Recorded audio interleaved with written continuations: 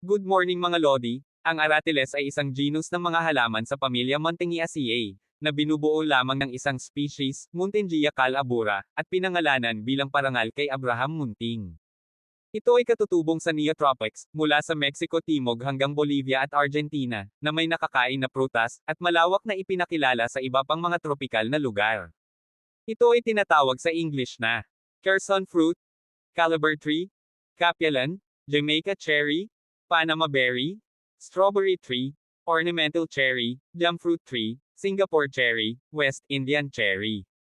Ano ang mabuti para sa aratiles? Narito ang ilan sa mga benepisyo nito. Bitamina C. Naglalaman ito ng malaking pinagmumula ng bitamina C dahil ang 100 gramo ng mga berry ay katumbas ng 150 miligramo ng bitamina C. Mga antioxidant, mga micronutrients, pangalis ng pamamaga, presyon ng dugo, posibleng lunas para sa diabetes.